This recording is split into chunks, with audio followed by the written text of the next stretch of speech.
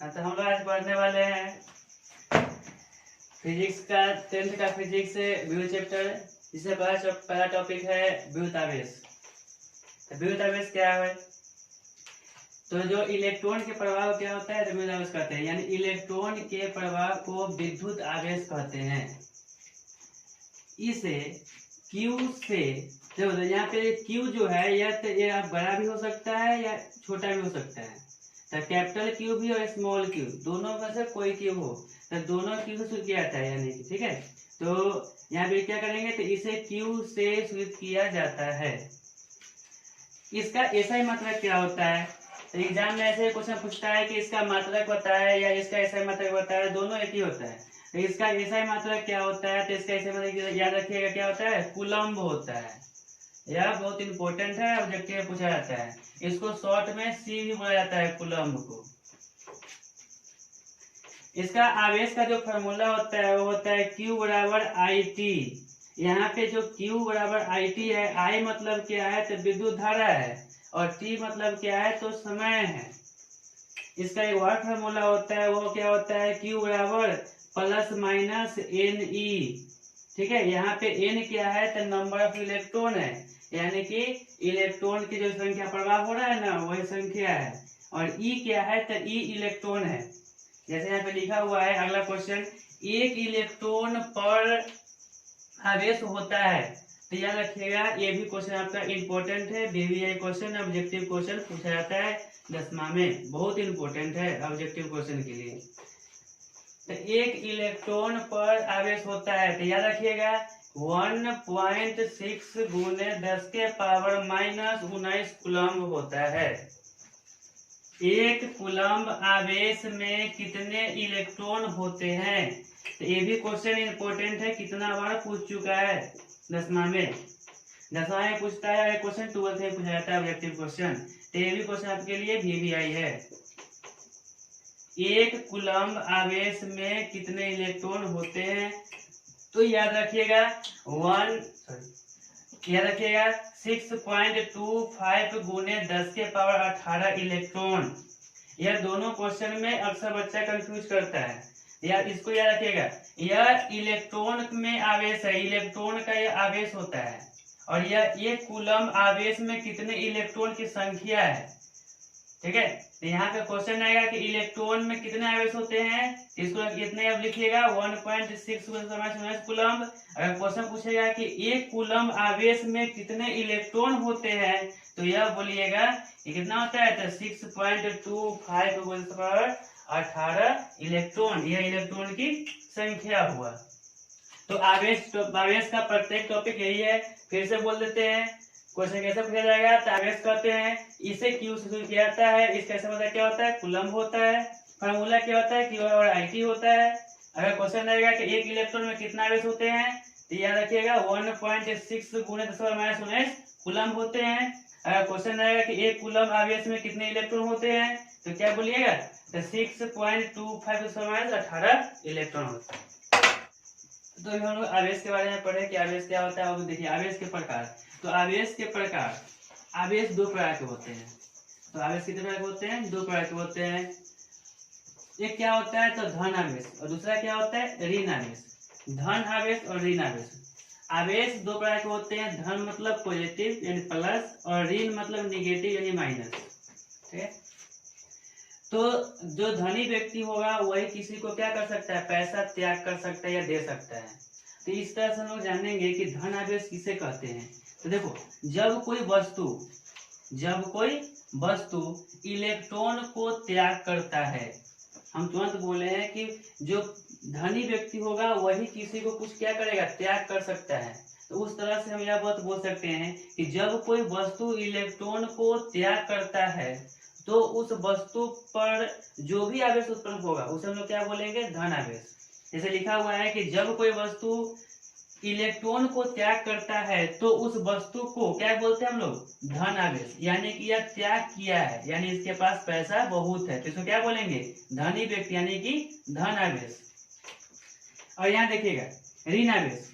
तो ऋण आवेश क्या करता है, तो जो ऋण मतलब गरीब, यानी गरीब क्या करता है दूसरा से लेता है, यानी दूसरा से क्या करता है, ग्रहण करता है। तो यार इसका डिफिनेशन क्या बोल सकते हैं कि जब कोई वस्तु इलेक्ट्रॉन को क्या करता है, ग्रहण करता है, तो उस वस्तु को हम क्या बोलेंगे, ऋण आवेश।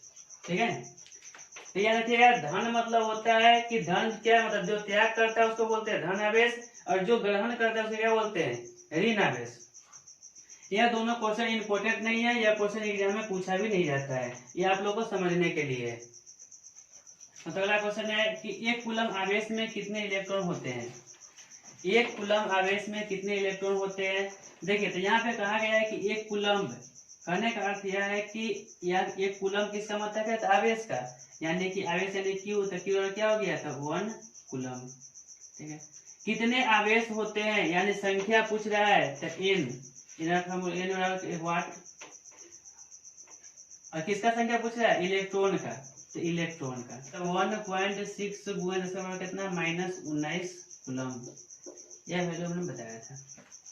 यानी कि यहाँ लिख सकते हैं कितना, तो 1.6 गुणे 10⁻⁻19 कूलम। हाँ, तो ई बराबर क्या होता है, यानी इलेक्ट्रॉन, तो इलेक्ट्रॉन का क्या, यहाँ पे ई क्या है, इलेक्ट्रॉन है, तो इलेक्ट्रॉन में कितना आवेश होता है, तो 1.6 गुणे 10⁻⁻19 कूलम। फार्मूला होता है Q बराबर ±NE। हम लोग को निकालना यहाँ पे क्या है, तो इलेक्ट्रॉन की संख्या, कितना इलेक्ट्रॉन की संख्या होती है, यानी n निकालना है, तो n बराबर फार्मूला क्या हो जाएगा, यानी कि यहाँ पे E है, गुना में इधर तो क्या हो जाएगा, भाग में, तो Q बटा हो जाएगा E। n बराबर Q का वैल्यू क्या है, तो 1 कूलम, 1 कूलम। E का वैल्यू कितना है, तो E का वैल्यू यहाँ पे दिया हुआ 1.6 गुने 10⁻⁻19 कूलम, यानी कि n बराबर 1 बटा हो जाएगा 1.6, यहाँ पे क्या है, 10⁻⁻19 है, यहाँ पे क्या है, माइनस में, ऊपर में जाए तो क्या है, प्लस में, यानी इसको ऐसे लिख सकते हैं 10⁻+19। ठीक है, इसको डिवाइड करेंगे, आ जाएगा 0.625, कितना जाएगा, 19। तो क्या करेंगे, पॉइंट को अब उधर ले जाएंगे एक अंक, तो यहाँ पे एक अंक क्या है, घट जाएगा, यानी हो जाएगा कितना, 6.25 में कितना, यहाँ संख्या। कभी कभी यह क्वेश्चन 10वां में क्या होता है कि 10th में कभी कभी 2 नंबर का पूछा जाता है, और अगर ऑब्जेक्टिव क्वेश्चन पूछेगा तो डायरेक्ट यह वैल्यू पूछेगा। वैल्यू क्या पूछेगा कि एक कूलम आवेश में कितने इलेक्ट्रॉन होते हैं, तो आपको बताना है कितने इलेक्ट्रॉन होते हैं। ऑब्जेक्टिव क्वेश्चन रहेगा तो आपको इतना आंसर देना होगा, अगर सब्जेक्टिव क्वेश्चन है 2 नंबर का तो इतना आपको बढ़ाना पड़ेगा। हाँ, तो अगला टॉपिक है कूलम का नियम। कूलम का नियम क्या है, तो कूलम का नियम यह 2 आवेशों के लगाया गया था। यदि ये कोई 2 आवेश है, जैसे मान लीजिए Q1 और Q2 है, कोई 2 आवेश है, तो इसके बीच कुछ ना कुछ कोई बल लग रहा होगा, तो बल यानी कि F। तो पहले समझते हैं कि कूलम का नियम क्या है। तो कूलम का नियम क्या है कि 2 आवेशों, आवेश मतलब यह हुआ के बीच लगने वाला बल, लगने वाला आकर्षण बल या प्रतिकर्षण बल, यहाँ पे लिखा हुआ है आकर्षण या प्रतिकर्षण। तो आकर्षण या प्रतिकर्षण बल, बल मतलब कोई भी बल लग सकता है, या तो माने वो आकर्षण करे या तो प्रतिकर्षण करे। तो 2 आवेशों के बीच लगने वाला आकर्षण या प्रतिकर्षण बल आवेशों के सीधा समानुपाती होता है, यानी कि F समानुपाती होता है आवेशों के। आवेशों कौन कौन यहाँ पे है, तो 2 आवेश है, कौन कौन है, तो Q1 और Q2, ये क्या होगा, समानुपाती होता है। तथा दोनों आवेशों के बीच की दूरी, यानी कि इसके से यहाँ से Q1 से F की दूरी क्या R मान ले, और क्यों लिखे थे, तथा दोनों आवेशों के बीच की दूरी, तो दोनों आवेश के बीच की दूरी क्या हो गया, मान लिया क्या है, तो दूरी क्या है, R है। तो बीच की दूरी के वर्ग करने का मतलब होता है स्क्वायर करना, तो वर्ग के व्युत्क्रमानुपाती है। व्युत्क्रमानुपाती का मतलब होता है, देखो समानुपाती का मतलब होता है इसके सामने। अब व्युत्क्रमानुपाती का अर्थ क्या होता है, इसके अपोजिट यानी उल्टा, यानी कि क्या होगा, तो वन किसके अपोजिट है, तो दूरी के, तो दूरी मतलब यहाँ पे क्या है, आर है, तो आर लिख दिए। लेकिन बोला है दूरी के वर्ग, वर्ग मतलब स्क्वायर, ठीक है। इसको मान लिए समीकरण 1, इसको क्या मान लिए, समीकरण 2। और समीकरण फर्स्ट एंड सेकेंड से देखिए दोनों में एफ है, यानी कि हो जाएगा एफ, समानुपाती का चिन्ह देंगे, Q1 और Q2 को गुना करेंगे 1 में, तो क्या आ जाएगा, तो Q1 Q2 बटा आर स्क्वायर। इस यहाँ पे समानुपाती हो या व्युत्क्रमानुपाती हो, दोनों में से किसी भी चिन्ह को हटाते हैं तो वहां पे कोई ना कोई कांस्टेंट लगाना पड़ता है, या तो कांस्टेंट के हो या तो सी हो, यानी कि तो यह एफ लिखे, इसको हटा के लगाए, कोई ना कोई कांस्टेंट लगाएंगे, तो कांस्टेंट क्या हो जाएगा, तो के Q1 Q2 बटा आर स्क्वायर, यह आपका होगा यही है कूलम का नियम। यहाँ पे के जो है वो होता है 1 बटा वैल्यू होता है 9 9।